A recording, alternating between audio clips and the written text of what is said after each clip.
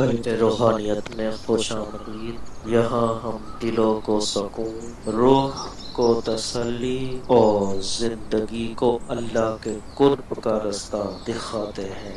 ہر video ایک روحانی سفر ہے، ہدایت، فکر اور محبت کے ساتھ۔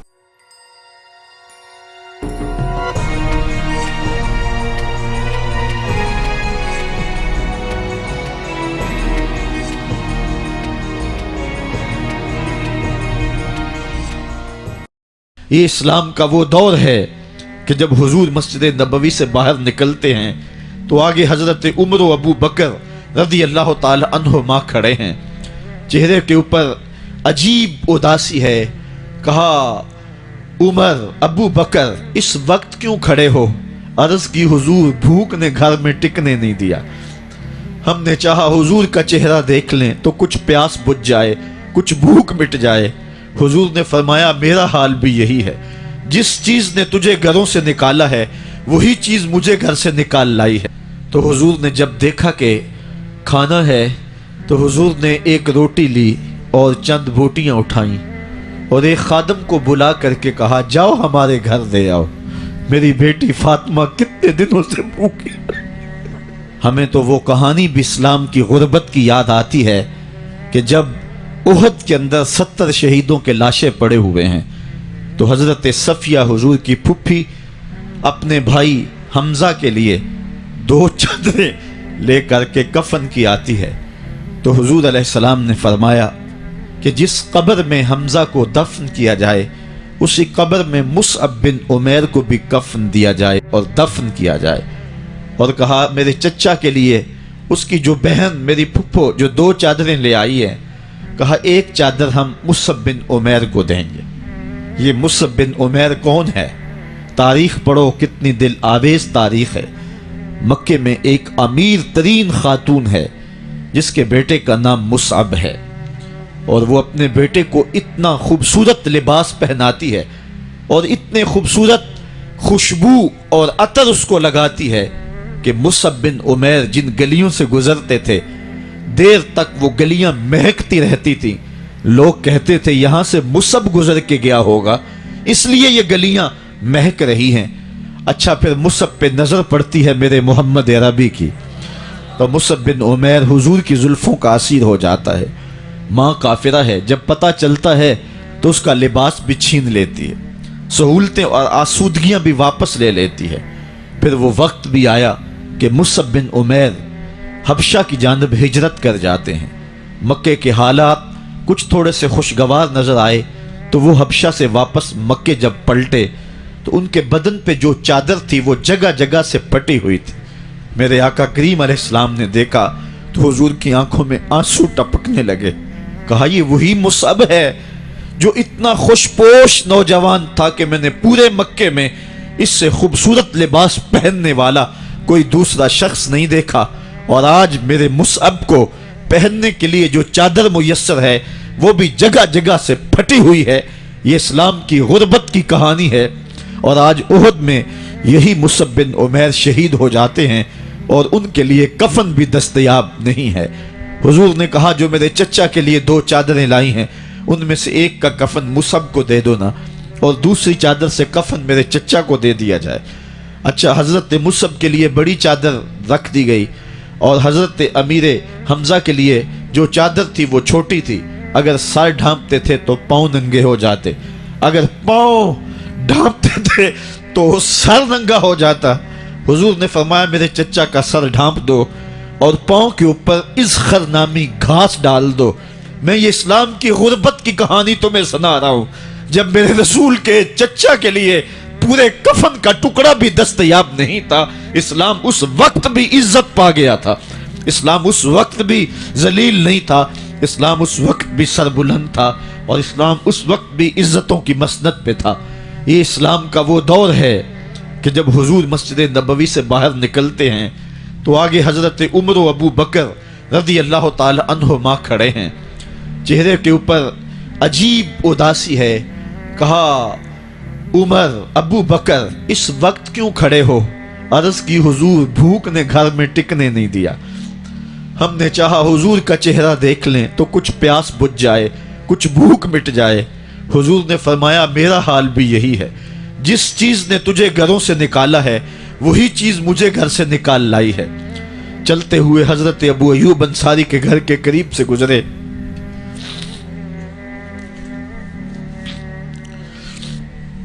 حضور کی خوشبو پا کے وہ باہر آ گئے، عرض کی بندہ نواز آج میرے مہمان نہیں بنتے؟ حضور نے کہا تمہاری مرضی۔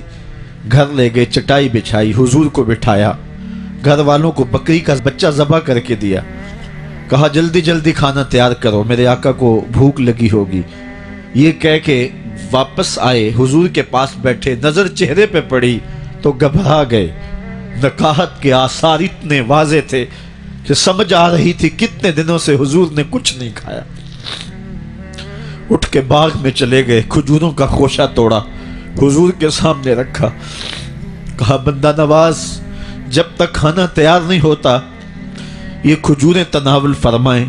تھوڑی دیر کے بعد کھانا دسترخوان پہ لگ گیا، حضور سے عرض کی گئی حضور آئیں کھانا تناول کر لیں۔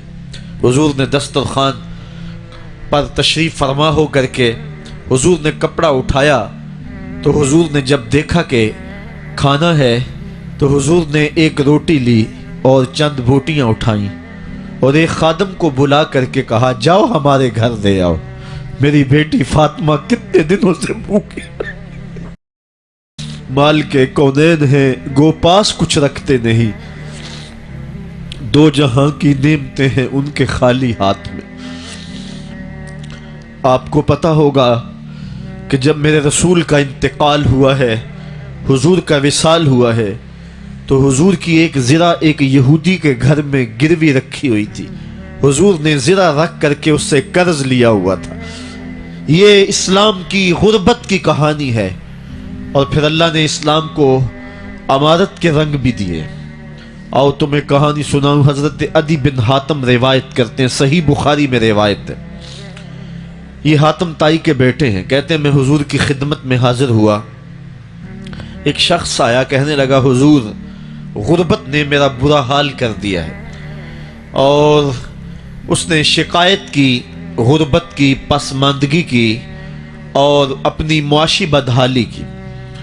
پھر ایک شخص آیا کہنے لگا حضور میرے پاس دولت تو ہے لیکن میں نے جس منزل پہ جانا ہے راستہ پر خطر ہے، تو میرے لیے کیا حکم ہے کہ میں کیسے راستہ طے کروں؟ تو یہ دو لوگوں نے یہ باتیں کی تو حضرت عدی کہتے ہیں کہ حضور نے روئے سخن میری جانب موڑا اور میری جانب مخاطب ہو کے کہا عدی تو نے ہیرا دیکھا ہے؟ عدی کہتے ہیں میں نے عرض کی حضور دیکھا نہیں، سنا ہے، ہیرا یہ شہر ہے عراق کا۔ تو حضور نے فرمایا عدی تو نے ہیرا دیکھا ہے؟ میں نے کہا نہیں حضور دیکھا نہیں، اس کا تذکرہ سنا ہے۔ فرمایا عدی اگر اللہ تجھے زندگی کی بسم اللہ الرحمن الرحیم هو الذي جعل لكم الأرض ذلولا فامشوا في مناكبها وكلوا من رزقه وإليه النشور أأمنتم من في السماء أن يخسف بكم الأرض فإذا هي تمور أم أمنتم من في السماء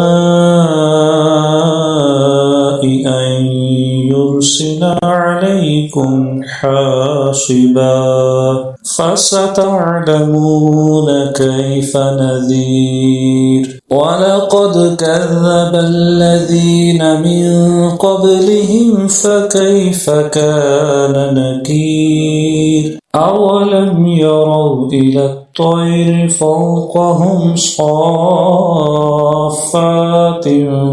ويقبض ما يمسكهن إلا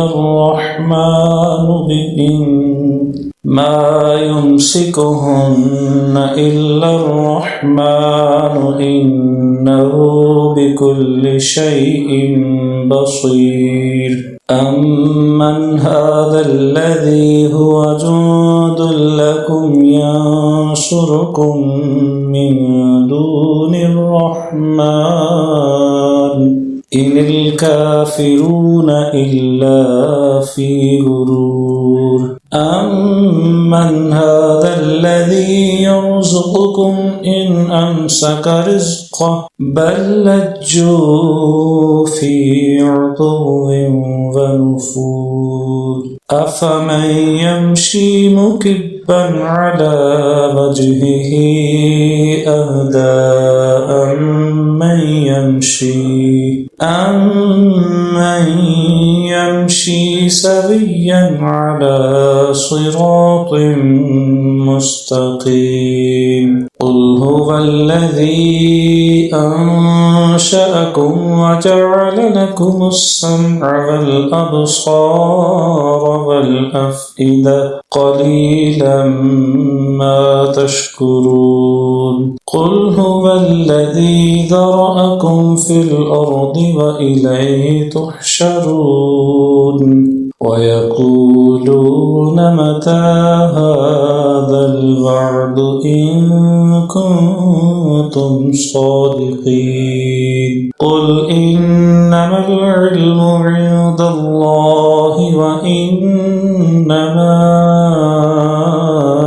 أنا نذير مبين فلما رأوه زلفة سيئت وجوه الذين كفروا وقيل هذا الذي كنتم به تدعون قل أرأيتم إن أهلكني الله ومن معي أو رحمنا فمن يجير الكافرين من عذاب أليم قل هو الرحمن آمنا به وعليه توكلنا فستعلمون من هو في ضلال مبين قل أرأيتم إن أصبح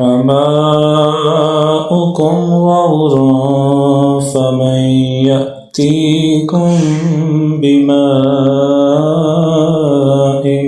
معين صدق الله